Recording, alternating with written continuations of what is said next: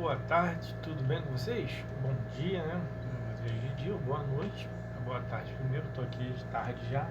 Então, vamos falar hoje aí sobre Revolução Francesa, galera.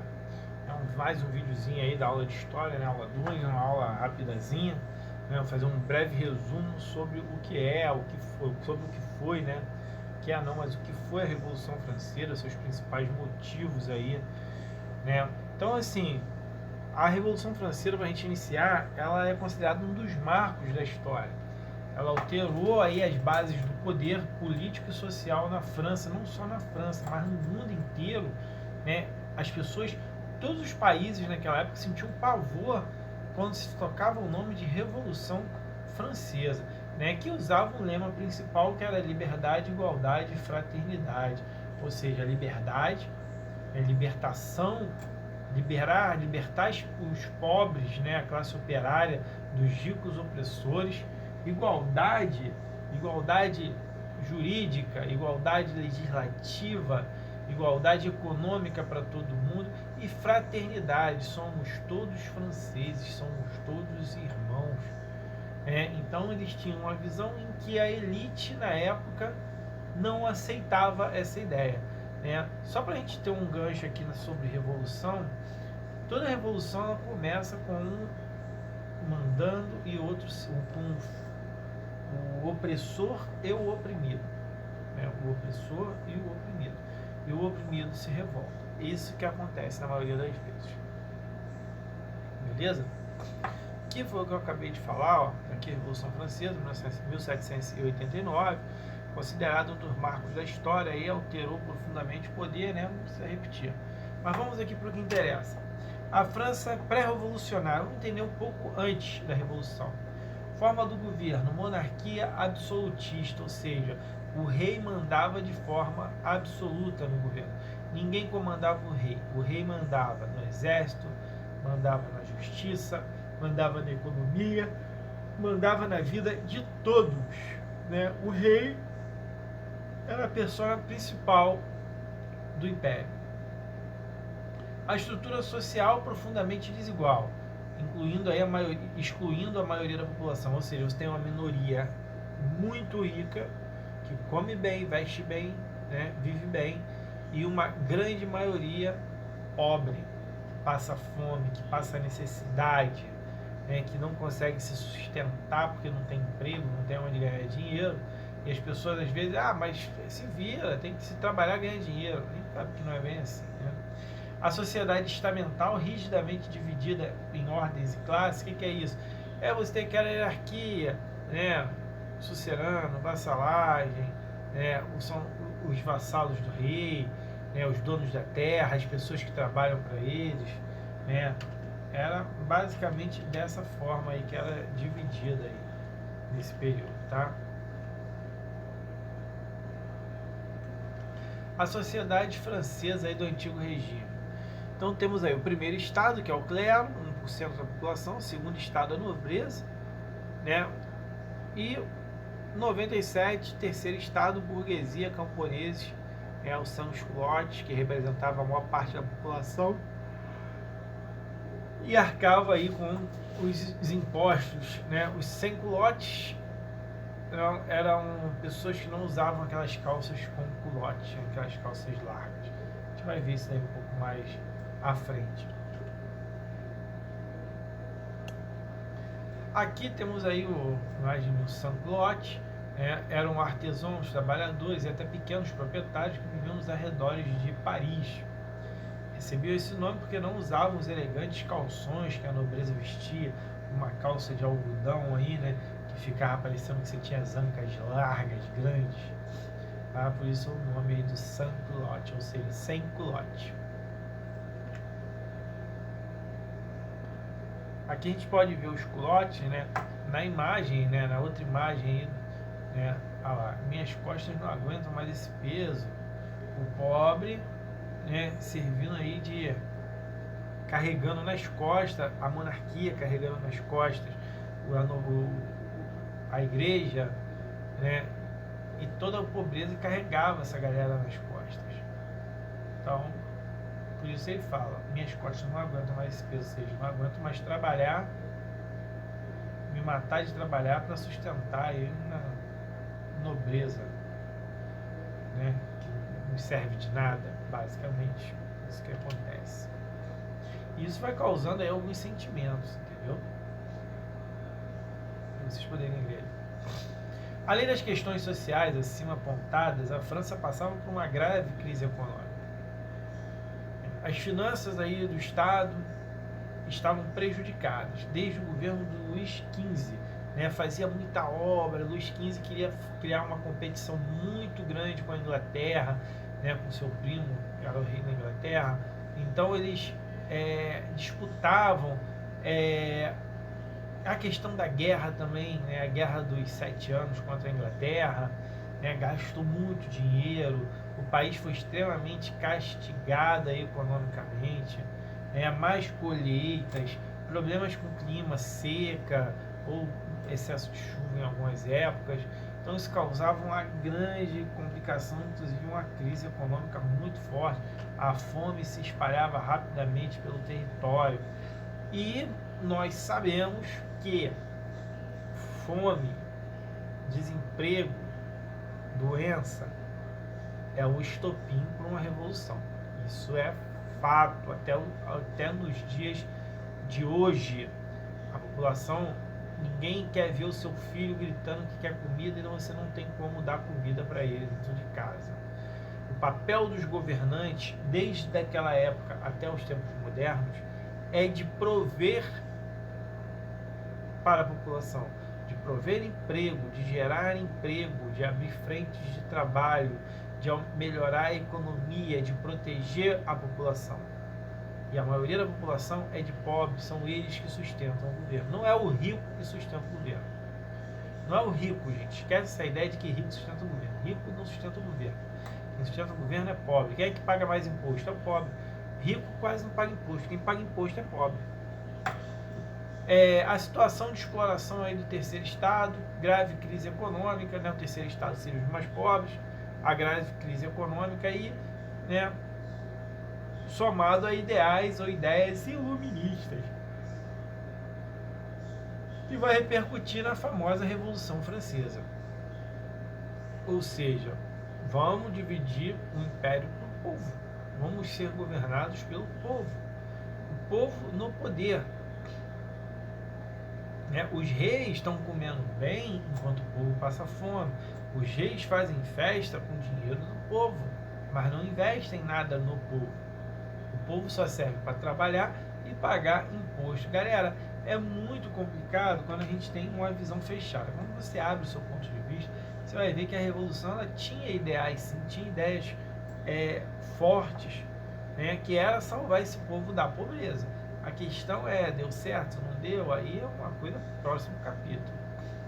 Abril de 1789, em abril de 1789, a convocação dos Estados Gerais, né, a primeira fase aí do processo revolucionário.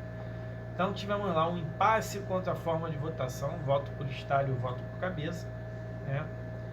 Não aceitando aí o voto por estado, o terceiro estado retira-se da reunião e decide reunir-se aí separadamente.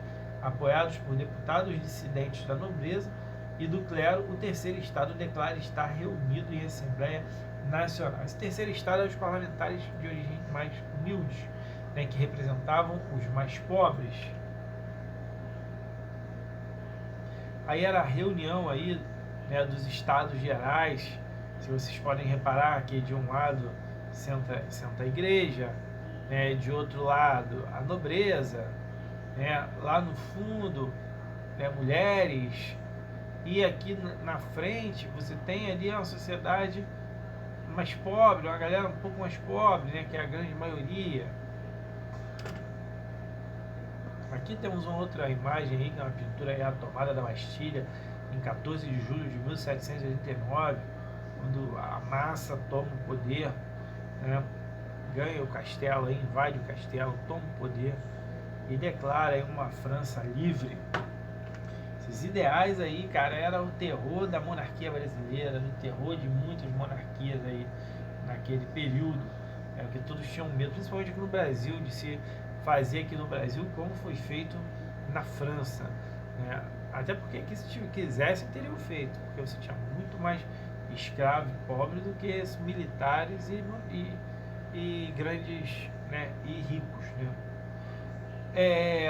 A Assembleia Constituinte 789 a 792 decretou a abolição dos privilégios feudais, ou seja, acabou com o feudo, né, com o sistema feudal. Acabou com ele, o sistema feudal agora não manda mais em porcaria nenhuma, e quem trabalha lá se tornou trabalhadores livres e com direitos iguais.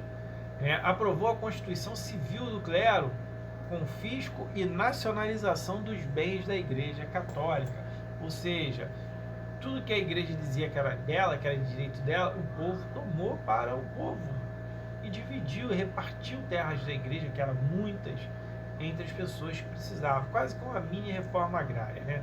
Pensando em termos do Brasil hoje. A publicação do direito do homem e do cidadão, aonde dava direitos, né? Escrevia, anotava os direitos que as pessoas civis que as pessoas teriam, direito à liberdade, direito a trabalho, direito à alimentação. Aprovou também a Constituição da França, né, em 1791. Vamos ver agora um trecho aí da Declaração dos Direitos do Homem. Defendia o direito à liberdade, à propriedade e à igualdade de todos perante a lei, tanto igualdade do mais rico quanto a igualdade do mais pobre. Então, assim, essa Declaração dos Direitos do Homem foi um marco, principalmente, para a maioria dos países democráticos, para a maioria dos países que se declararam independentes, né? Usaram isso em quase todas as constituições. Na Constituição brasileira tem aí o direito à liberdade e à propriedade também, e direito também perante a lei, direito de isonia, de você não pode ser condenado antes sem ter provas, sem julgamento, né? São direitos aí fundamentais para a vida do ser humano. A Constituição de 91, a forma do governo passou a ser uma monarquia constitucional. Teria o rei, continuava o rei, mas o rei estava sobre a visão do povo. Estabeleceu também um voto censitário e manteve-se a escravidão nas colônias, não na França, mas a escravidão nas colônias era uma forma de manter a elite aí um pouco mais calma, que tinha suas terras também na colônia. A monarquia constitucional, que durou aí praticamente um ano, de 791 a 792, a manutenção da monarquia como forma de governo, dava um movimento, aí, um ar de continuação. Lideranças populares aumentavam seu prestígio junto às massas, entre elas Danton, Marat e Robespierre, que é um dos grandes nomes da Revolução, né? E os partidos políticos que começavam a criar seus meandros ali, começavam a aparecer naquele momento, naquele cenário ali, né? Então os partidos políticos começavam a se destacar aí nesse movimento. Políticas de convenção, né? Nós tínhamos aí os girondinos, que representavam a burguesia, os ricos, né? Defendiam posições moderadas para garantir sua riqueza e economia, ou seja, olha, eu sou rico, mas eu sou rico porque eu tenho dinheiro, não tem nada a ver, não sou obrigado a dividir, mas eu também não quero brigar com ninguém. Era mais ou menos dessa forma. Representavam os jacobinos, as pequenas e média burguesia, o proletariado, os trabalhadores dependiam posições radicais em benefício dos oprimidos, ou seja, vamos a briga, vamos discutir, vamos sair no braço, tá? A planície, ou pântano, que representava a burguesia financeira, os bancos, não tinham posição política definida, mas acompanhavam os vencedores, ou seja, eles estavam praticamente do lado entre os vencedores, do lado do dinheiro, né, que estavam lá nos girondinos. Aí, na convenção, fim da monarquia e o estabelecimento da República Francesa, mais à frente, o domínio inicial dos girondinos, que procuraram conter aí o avanço das massas populares, os ricos continuando no poder. Julgamento e condenação do imperador, né, Luís XVI, à guilhotina. Ele e sua esposa foram guilhotinados, tiveram a cabeça aí decepadas e colocados em bandeja, mostraram para toda a população. Os estrangeiros aí ameaçando invadir, né, a França. Isso também acaba criando uma grande crise aí, e você precisa de montar um exército rapidamente para estar defendendo o seu país. E tudo isso envolve dinheiro, né? Muito dinheiro. Aqui a execução aí de Luís XV, né? Uma foto aí onde o rei vai para lá e vai com a cabeça e volta descabeçado. Danton e Marat, né? E Danton e Marat, as duas figuras aí do cenário francês, né? A Revolução. E aqui um dos grandes nomes aí, que é Robespierre, é um dos grandes nomes da Revolução Francesa. Aí tivemos aí, né, o regime conhecido regime do terror, onde Robespierre assume o comando do governo revolucionário, só para vocês poderem ler ali, tá? Os jacobinos assumem o poder aí de um país à beira de um colapso, guerra com outros países, revoltas populares e crise econômica. Robespierre tem que gerenciar tudo isso e trazer uma identidade nova para a França. Para manter no poder, Robespierre passa a exterminar todos que fossem considerados inimigos da Revolução, ou seja, todos que eram contra o governo eram levados à guilhotina, né? Eram levados à morte. Se você é contra o governo revolucionário, então você é contra a França.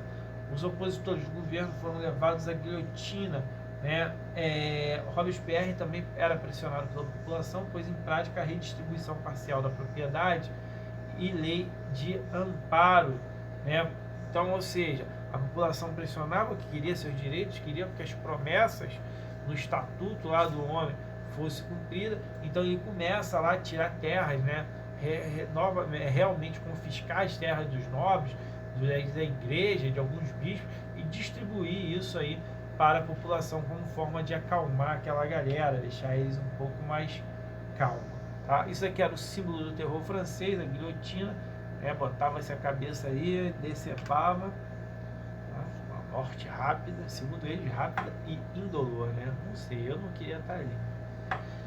A burguesia tremendo aí o confisco de seus bens, né? Os ricos perdendo, com medo de perder terra, e querendo liberdade de negócio, iniciam a campanha contra o governo de Robespierre, né? Aí o rico, ele pegava os pobres que estavam insatisfeitos e jogavam esses pobres contra o governo, que é uma coisa muito distante do que a gente vê hoje também, não, né? Do que a gente vê ultimamente. A gente vê aí uma galera que não tem nem o que comer achando que tá bom, né?